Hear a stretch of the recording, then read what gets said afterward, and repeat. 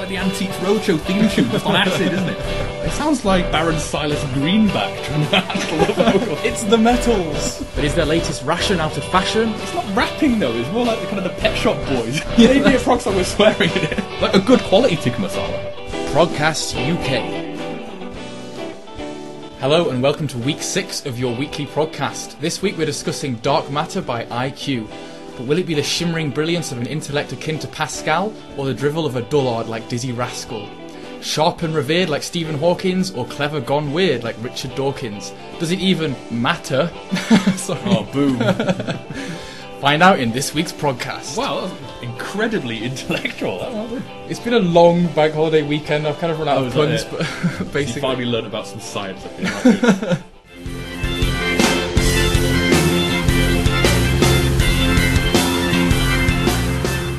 We're talking about Dark Matter today, and my understanding of this album is that it's a concept album.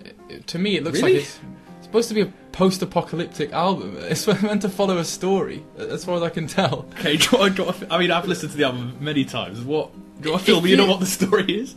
If you look at... if it's supposed to be about the end of the world, like track 2, for example, Red Dust Shadow, starts with this protagonist, this young man who's left on the earth, I think, after his father leaves or something like that. It seems to me like it's trying to tell a story. Okay, my eyebrows have never been raised higher. I thought it was just about a guy whose dad had died. That was my reading of it. Is it really? It was like, where is my daddy gone? And, yeah. Harvest of Souls, I kind of picked up that was about, as far as I could gather, the rise and fall of the American Empire.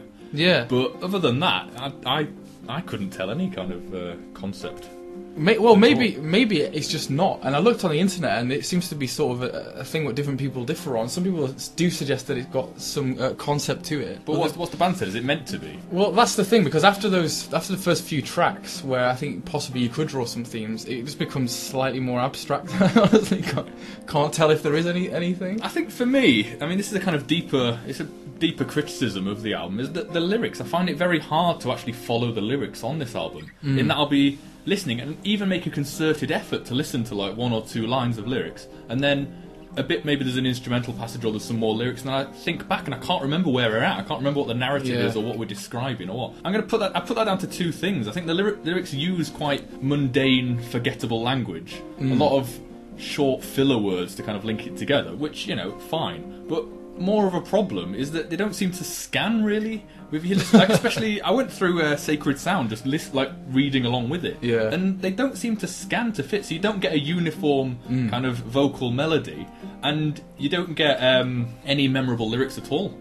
And so when you're actually trying to follow this, there's no point in having a concept if you can't follow the lyrics because they're so poorly written. That's probably it. That's what I mean. And when I look back at the lyrics to think, when I heard it first time, this is about apocalypse, this is about modern society kind of collapsing in some guy. I looked back through the actual booklet, and that's where it started to break down, like you said. It's very sort of soft. I mean, it is catchy in a sense, but it's soft. It doesn't really pin anything down. It gets a bit abstract. I completely understand what you're saying. It's when you read the lyrics, after you've listened a few times, you read the lyrics and you're surprised by what they contain.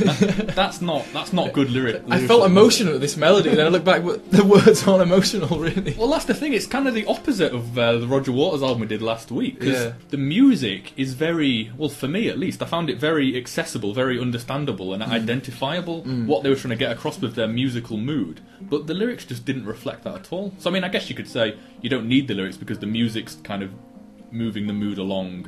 And it does that very successfully. Could you maybe call it a modern version of the Smiths, where you've got very, very dark subject matter that's sang in a happy way? Possibly, but for me, Morrissey's lyrics are some of my favourites. So well, I'm guessing these aren't. No, I thought the lyrics were... they've got good ideas. It's not like another one like you were saying about In the Club and what was it? Don't bring Shake the booty or whatever. Whatever this granddaddy phrase you used. They've got good, as we've discussed, good topics, but I just thought the lyrics were just poorly done, to be honest. And I think, aside from the lyrics, actually listening to the album, it is quite pleasant to listen to. I think these guys do know how, really the good parts, it's basically well-written pop, isn't it, with progressive sections in between, which is kind of what you do get with neo-prog bands. And similar to my praise of Artificial by Unitopia a few weeks ago, they do have some great catchy hooks to latch onto, and you probably say Sacred Sound and You Never Will on this record would be good examples of that. Proper good choruses on there, really good. Yeah, so those chorus sections are really, really catchy, but it's, this album's supposed to be sort of brooding and stuff. It's almost as though they can't stay away from catchy lyrics, because it's not really dark sounding, it's happy, and those are the bits that I like. Yeah, they're trying to go for the dark, but they can't help going for the catchy choruses, They can't help indulging that prog desire. You want to go for a walk in the dark woods, but you spy a swing set like through the trees, and you kind of race across to get there, don't they? Exactly. Yeah. There are slightly brooding sounds, as in they have the church organs and those atmospheric parts. But it just sounds like Are You Sitting Comfortably, which is a very, very happy album of theirs. It still sounds just like that, which is an overtly happy sound. Yeah. For an analogy of how it sounds to me, it's, when you're in an aeroplane, and if you're going through a very dark, kind of cloudy day, it's raining, and you rise up through the clouds and it gets darker and darker, and then suddenly you go above the cloud layer, and it's just brilliant blue sky and sunshine. Yeah. There's moment after moment of that, where it's just kind of emerging from the clouds into the brilliant sky. It's they quite like that, quite fond of that, and they do it really well. Yeah, no, it's definitely a good musical device. I think in the midst of those catchy pop sections, though, there are some pretty progressive ideas in there. What do you think? Well, yeah, for sure. I mean, it is prog, and I think because of how it was, like we've talked, it's been about 20 years, and they're still ploughing that neo-prog furrow. So they have. Sorry, if you'll allow me to indulge. Ploughing the neo-prog furrow. What's wrong with that? There's no more neo-prog than a ploughing metaphor, surely. We're on a roll today, I'm sorry. Please continue. Right, you've totally thrown me off there. Yeah, and they've honed that sound really well, whereas we talked about Pendragon moving across to a different genre. I mean, Pendragon were definitely in that furrow at the start. Whereas Pendragon have progressed to different influences. IQ seem to have just focused it, really honed those. Both of those bands have definitely got heavier over the course of their history. IQ certainly have, but this is slightly subtler heaviness. It's not used quite so overtly. There's no growled vocals or anything like that. There's nothing offensive like rapping attempts. But there are, you do notice in some of the songs, especially the long one, Harvest of Souls at the end, that there are quite metally bits or metally influences, but they're not kind of, you're not beating about the head with them.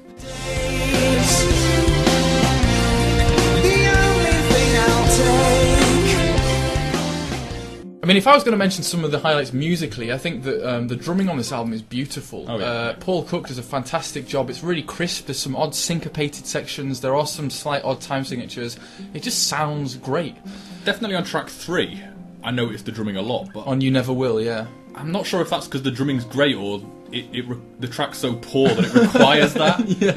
It's kind of like he kind of sat there and go, God, I really need to kind of judge this up to get it good. And then really just pulled out all the stops to absolutely. That's basically what you've got with some punk bands like Blink-182 and Grady. Kind of boring chords, but phenomenal drummers that rip through them. And there's no way in a place of illusion, pale as glass. But I think also, often with these kind of progressive albums that are very bold musically, you get kind of dull vocals, but I think Peter Nichols does great on this album. As we've already said, the melodies are quite catchy, but I think they're well sang as well. We often like to discuss the pacing of albums, don't we? And this album has an interesting pacing in that it's got a massively long 24-minute song, Harvest of Souls, at the end of it. And it is quite a common thing for prog bands to feel the need to do that, isn't it? I mean, I think sometimes it works well, and I would put forward 9 Feet Underground on the end of Land of Grey and Pink by Caravan, which features Nigel Blows a Tune. It's the most unproggy name for a section of music. Well, anything that involves the word Nigel is always going to be great, isn't it? Big Nige. But I think it probably works best with songs maybe up to 13 minutes or so, and not much longer. Like I'd put Iron Maiden, Rime of the Ancient Mariner. Okay. Now, what do you think about having this really big song at the end of this? I don't have a problem with long songs. I mean, 24 minutes is pushing it. I don't think it can justify this song. I think the track length requires more than just, say, 24 minutes. It requires more than just 4 songs at 6 minutes each. Because you need to not only have enough material to fill up the time, but you need to also justify why it should be all in one long suite. And I think, in this case, the track length is writing checks that the music just can't cash. Not to say it's bad. I just find myself thinking that they want it to be an epic. They're really desperately trying to get their own suppers ready, and it kind of mirrors that in terms of structure. How it goes definitely sweeps through, and there's definitely noticeable changes, especially as kind of the third or fourth musical switch becomes a kind of more jolly, happy I would say that's probably a good thing. Like often what we were talking about on Artificial, you've got a reprise where you've got a lot of older ideas being rinsed out at the end. This doesn't actually have much of that. They're all distinct sections, aren't they? Well, yeah, I mean, that's not necessarily a problem as long as they all fit together well. Yeah. But I just feel that they've added each section's kind of a bit too long, and it just doesn't justify it for me.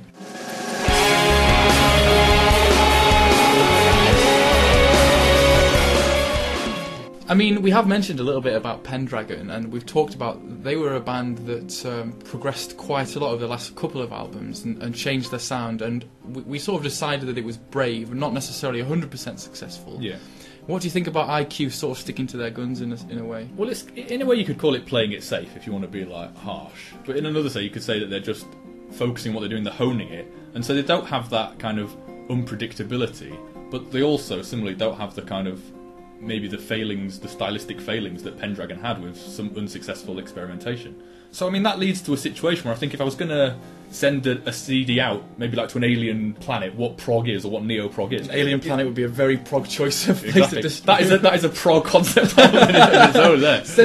Actually, that's kind of been done by Rush. 2112, isn't it? We're just rewriting 2112 the more we meet up. How bad can that go though, rewriting that? So if I was going to do that, then yeah, send this album, great. But, I mean, it doesn't exist in a vacuum. And when was it released? 2004? I feel like I've heard it all before, really. Fair enough. So, I mean, fine, it's nice, there's nothing wrong, there's good balance to it, but I don't feel it's anything particularly... It doesn't excite me too much.